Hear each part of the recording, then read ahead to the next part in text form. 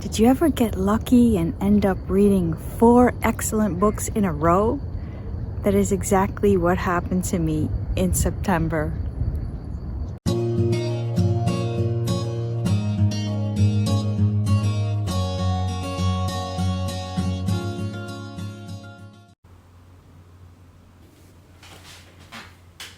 Hi guys, welcome back to my channel.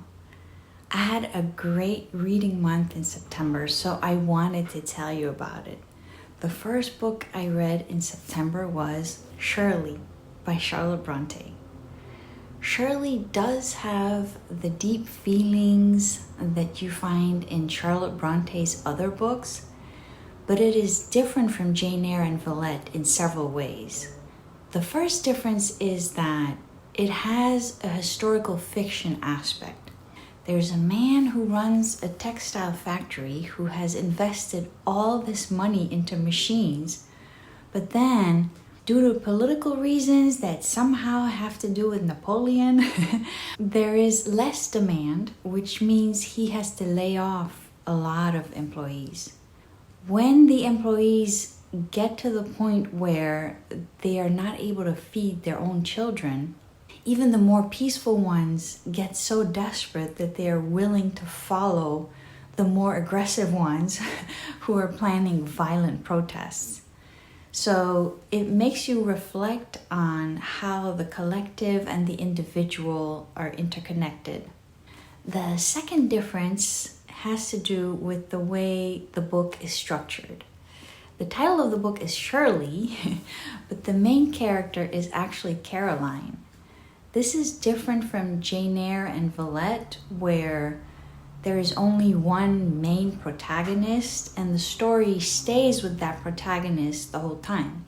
This story explores different characters, so it feels more spread out. Caroline lives a pretty lonely life, and when Shirley moves to the area, Caroline is really happy to finally have a friend. Now, I haven't spoken to Charlotte Bronte, but I feel like she chose to title her book Shirley because it is the character whose actions will determine how everything turns out. You may have noticed this in your own lives, that what tells you if a friend is a true friend is their actions, not their words. The last element that is different about Shirley is the way certain chapters almost feel like a standalone story. For example, there's one chapter where Caroline is lost in her thoughts about how frustrating it is to be a woman. She describes how young men are allowed to pursue careers and feel fulfilled from all the activities they engage in, whereas girls are told to sit down and sew. She feels very strongly that girls are cornered into a situation where they are desperate to get married because that's the only life ambition that they can look forward to. I really enjoyed that chapter. It felt like a behind-the-scenes look at what Charlotte Bronte's opinion was, transmitted through Caroline. Okay. The second book I read in September was A View of the Harbour by Elizabeth Taylor. I had never read this author before, and I'm so glad I discovered her. The setting of this book is a small town right by a harbor. There is a row of houses facing the water, and you get to go inside of each house and find out who lives there, and then you get to know all the different characters. To me, the most disturbing character in this book was a paraplegic woman who never leaves the house because she's paralyzed. She has 2 daughters, and one of them wants to go to a movie with a boy. The mom criticizes her daughter and shames her so much that the daughter starts crying, and then the daughter gives up on her idea to go to the movies. What's disturbing to me is that in the end, the mom doesn't tell her not to go, but the daughter has internalized so much shame that she doesn't want to go anymore. This scene almost reminds me of the book 1984 by George Orwell. It's this idea that if you psychologically torture someone enough, you can kill their motivation so that they become their own obstacle. And you can do that much damage with just one conversation. This is a great book because for each interaction, Elizabeth Taylor chooses to present the one conflict that is truly at the core of the relationship. Something I really liked about this book too is the concept of perspective. She shows you how two people can have a completely different opinion of a person depending on the type of interactions they have had with that individual.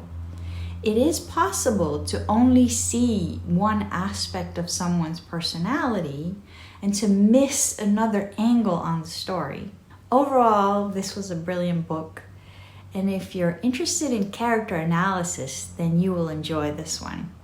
Okay, the third book I read in September was Morning and Evening by John Fosse. This is a very short book written by Norwegian author John Fosse. I had never read this author before and I was blown away.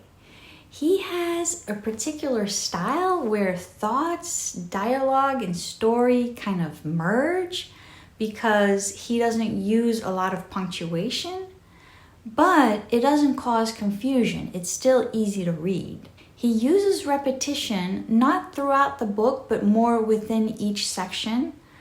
I was worried that this would annoy me, but it actually does serve a purpose.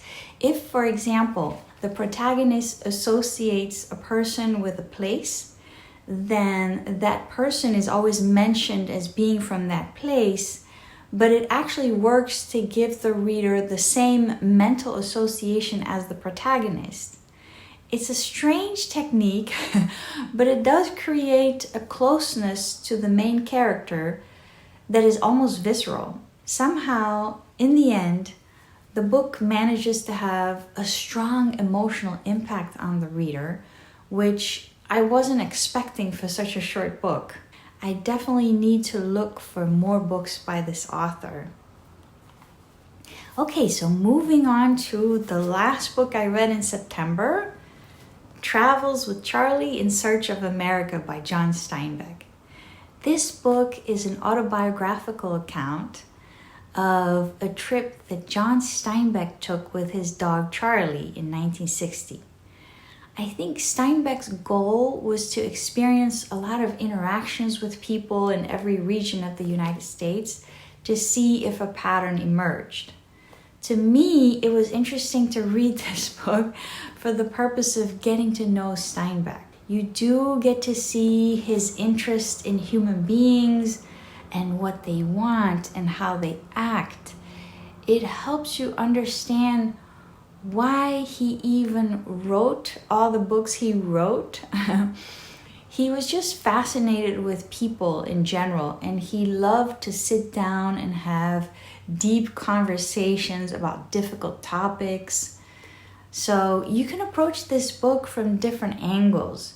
You can read it as your first introduction to Steinbeck and then read his other books, or you can do what I did, which is that I read several of his books and then I read this one as sort of a backstage look at his life. This book would be a great book to read if you're actually going on a road trip, but regardless, I think it's an important book because it's a snapshot of life in 1960, and it does make you realize that things do evolve over time. So overall, my September reads were excellent in very different ways. I am currently working on a video about short books, so stay tuned on that one. Till next time, happy reading!